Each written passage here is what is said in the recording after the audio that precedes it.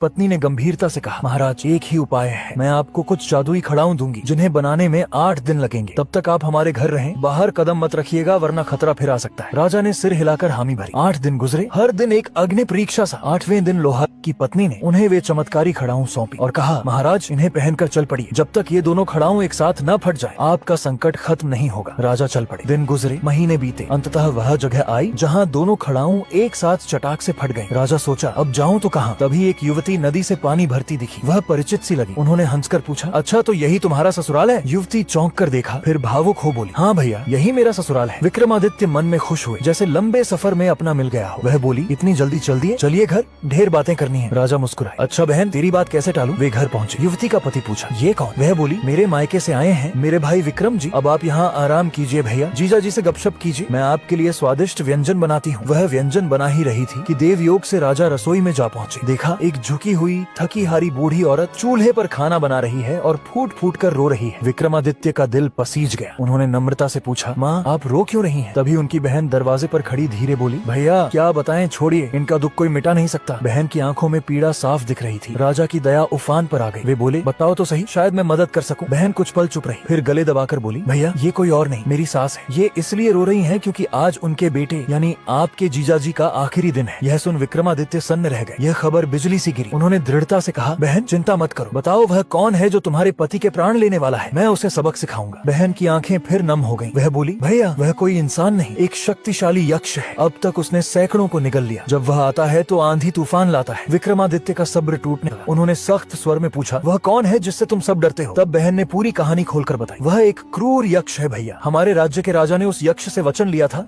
कि अगर वह राज्य को तबाह न करे तो हर रात उसे एक जीवित इंसान और एक भैंसा भोजन में मिलेगा। यक्ष को लगा इसमें मेरा फायदा है, रोज ताजा भोजन। उसने वचन स्वीकार किया और कहा, अगर वचन तोड़ा तो मैं पूरे राज्य को राख कर दूंगा। राजा ने कहा, राजा वचन देता है तो निभाता भी है। यक्ष बोला, ठीक है, 7 दिन में नियम बना लो, और गायब हो गए। अब हर रात किसी एक परिवार से कोई सदस्य स्वेच्छा से यक्ष का भोजन बनता है। वह यक्ष हर रात राज्य के घने जंगल में बने प्राचीन शिव मंदिर के सामने आता है और वहाँ से इंसान भैंसा उठा ले जाता है। अब विक्रमादित्य की बहन ने सिर झुकाकर कहा, भैया आज रात उसका शिकार बनेगा, वह और कोई नहीं, ये बूढ़ी माँ का बेटा है, इसीलिए वे रो रही हैं। यह सुन राजा के हृदय में ज्वालामुखी फूट पड़ा। वे बोले, बहन जब तक तेरा यह भाई जिंदा है तेरे परिवार से कोई नहीं जाएगा। आज रात मैं खुद जाऊंगा उस यक्ष के पास। बहन घबरा गई, भैया आप उसकी जंगलीता से अनजान है, हम आपको कैसे भेजें? राजा ने प्यार से मुस्कुराकर कहा, बहन भाई पर भरोसा रख, मैं अपनी मर्जी से जा रहा हूँ, तेरा कोई दोष नहीं। बहन की आंखों में गर्व छलक आया। उसने राजा को आदर से भोजन परोसा। विक्रमादित्य भोजन करते कहा, बहन जल्दी बिस्तर लगा दे, नींद जोर मार रही है, रात को यक्ष से भी निपटना है। बहन ने चुपचाप बिस्तर बिछाया मगर मन में डर की लहरें थी। सो जाइए भैया, विक्रमादित्य करवट बदलते कहा। सुनो बहन, जब यक्ष आने का समय हो तो मुझे जगा देना। रात गहराती है, चांद काले बादलों में छिप जाता है। राजा शुभ रात्रि कह सो जाते हैं और थोड़ी देर बाद वह खौफनाक वक्त करीब आता है जब किसी इंसान और भैंसे को यक्ष को सौंपना होता है। गहन अंधेरे में दरवाजे पर जोरदार खटखटाहट होती है। गाँव वाले आते हैं और बोलते हैं, समय हो गया यक्ष का भोजन बनने का। इधर राजा गहरी नींद में थे। गाँव वालों को देख बहन कांपती हुई दौड़ी और राजा के कक्ष में बोली, भैया उठो, समय आ गया, आपको उस भयंकर यक्ष से सामना करना है। यह सुन राजा की आंख खुली। वे उठे, आंखों में न डर न खौफ, सिर्फ तेज। घर से बाहर आए जहाँ गाँव वाले इंतजार कर रहे थे। राजा बोले, मैं जाऊंगा उस पापी यक्ष के पास, बताओ वह जगह जहाँ वह दुष्ट आता है। गाँव वाले बोले, हे वीर, यहाँ से उत्तर दिशा में घना जंगल है, उसमें घुस जाओ, वहाँ प्राचीन शिव मंदिर मिलेगा, उसके सामने यक्ष प्रकट होता है। राजा अपनी हीरे जड़ित चमचमाती तलवार थामे जंगल की ओर बढ़ने लगे कि तभी एक आदमी ने तंज कसा, महोदय यह तलवार यहाँ क्या करोगे? आज तो आप यक्ष का निवाला बनने वाले हो, यह कीमती तलवार मुझे दे दो। राजा हंसे और बोले, मित्र किसने कहा मैं उसका भोजन बनूंगा? मैं तो आज उसके लिए यमराज बनकर जा रहा हूँ, कुछ घंटों में लौटूंगा। गाँव वाले हंस पड़े, लगा यह पागल हो गया। रात और गहरी हो गई, जंगल का सन्नाटा रोंगटे खड़े करने वाला। राजा पूरे हौसले से उत्तर दिशा की ओर बढ़े। जंगल इतना बड़ा कि लाखों सैनिक भी इसमें छिप जाए। दूर जाकर एक प्राचीन मंदिर दिखा। वे सोचे यही शिव मंदिर होगा। मंदिर में पहुँचे तो देखा भगवान शिव की विशाल मूर्ति। उन्होंने सिर झुकाया और कहा, हे भोलेनाथ, मैं उज्जैन का सम्राट विक्रमादित्य आपको कोटि प्रणाम करता हूँ, तैयार रहिए, आज उस पापी की बलि सी आपके चरणों में चढ़ेगी। मूर्ति से दिव्य ज्योति निकली। भगवान शिव प्रकट हुए और मुस्कुराकर बोले, विक्रम तू अवश्य विजयी होगा। राजा को आशीर्वाद दिया। मंदिर से बाहर निकले तो भयंकर आंधी चली, हवाएं दहाड़ने लगी। अचानक जोरदार गर्जना हुई और प्रकट हुआ वह विशाल यक्ष। वह हंसता है, हंसी से जंगल कांप उठता है। तू कोई आम इंसान नहीं लगता,